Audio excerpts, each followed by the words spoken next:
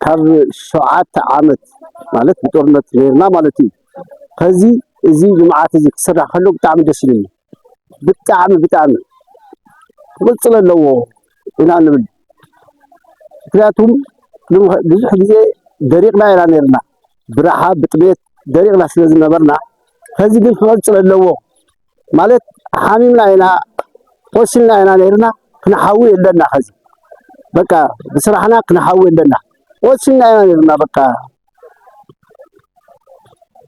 أنا سرح حيالي تدبدي مناطق أسي وصلنا إلى نيرنا خذ كنحاول لنا كسرح لنا إلى نبلزدرا بصالي وحيج حامرنا صدق قبلوا لا خالي بوتا حزوا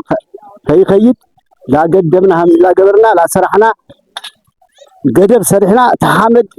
قطبينا ስለዚህ ተሐመድ እንድሕር ቆጥብናዮ ተሐጺሙ እንድሕር ለይኸደ ከተቀበልና ስለዝኽእል ስለዚህ ክንሰርሕለና ኢና ንብድም ይጸውዩ ማለት እዩ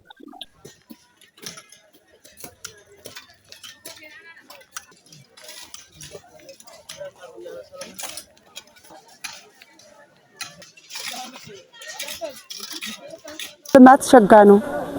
እናልማ ነው ጥላትን እንወግድ ከሌባ እንወገድ ልማትን እናልማ ልማት ተፈላጊ ነው ለሀገራችን ልማት ቆንጆ ነው ከውሃም ግድብ ነው ልማት ጤና ነው ልማት ትምርት ነው ልማት ጤና ነው ልማት ልጆቻችንን አስተምረን ለብቃት ያበቃናል ከጦርነት እንወገድ ጥላታችን ይቆጠብልን እኛ የምንፈልገው ሰላም ነው ልማት ጋራ ሰላም ነው የምንፈልገው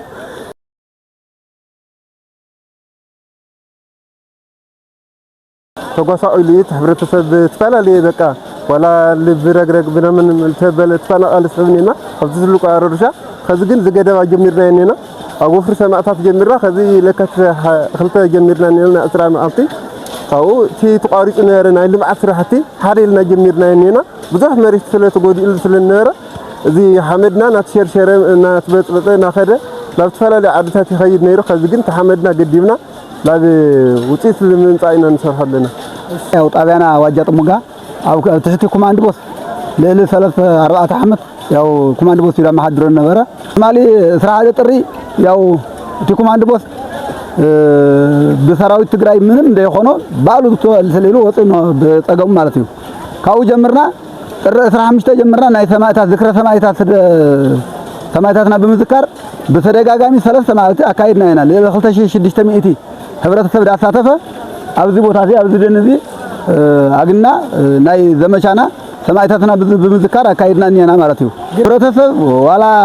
ኣብቲ ኮማንድ ቦስ ላለ በቃ ኮማንድ ቦስ ከወጥ ጻሪ ይገብር ይልምን ጸነው ላኸደ ሰልፍ ገብሩ ይጥይቅ ሕዚ ግን ተሐጉስኒ አማነት የሆነ ህብረተሰብ ብሙሉ በሐጓሲው ዋላ አዋጅት ብዙ አዋጅ አይተገበረሉ ባሉ ይጎስጉስሩ ወጣ ማለት እዩ ንልማት አይቀደምን ህብረተሰቡ ቅድመውሉ ትግራዋዩ ሕዝለ ትግራዋዩ ይኹን እንበር ናይ አማራ ልፍንትን ናይ ብልጽግና ሰራዊትን ኮይኖም ጣውዮም ላብደ ይኹን ቦታ ወስደሞ ነብሮም ሕዚ ግን ብታጓስ ይወጥሎ ማለት እዩ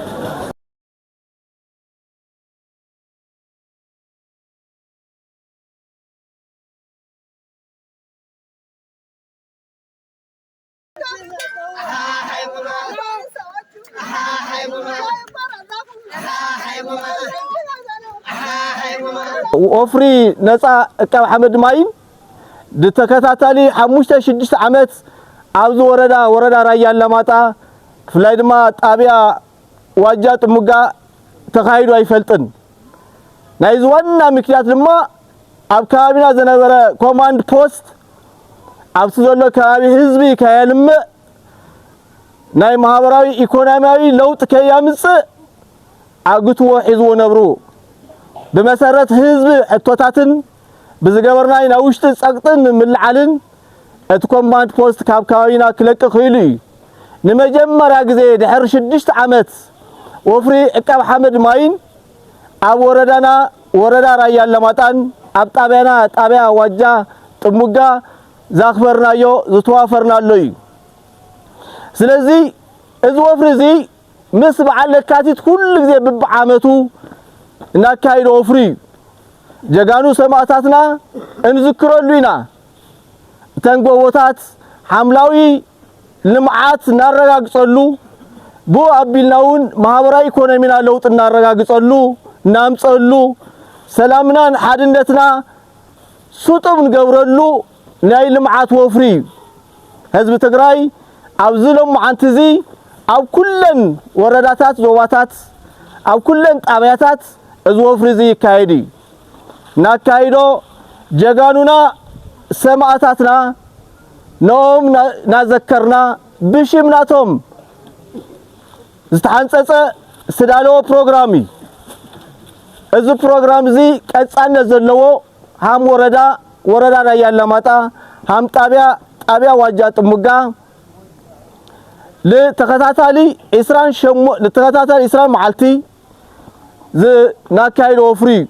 እዚ ወፍሪ በሽምለካቲት ተሰየመ ወፍሪ ሽምለካቲት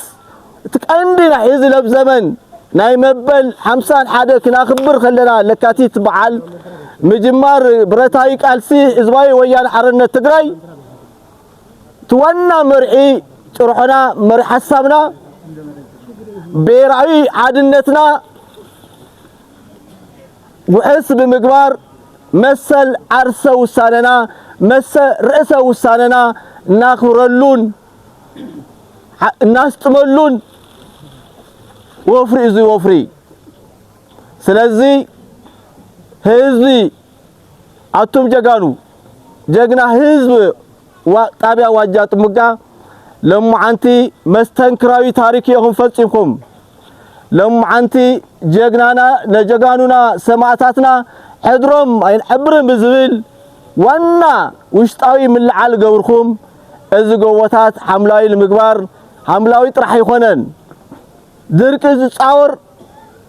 ኢኮኖሚ ካምጽ ለውጥ ካምጽ ዝኽል ተክልታትና እንተክሊና ብዝብል ውሽጣይ ሕራነ ዝገበርኩሞ ተሳትፎን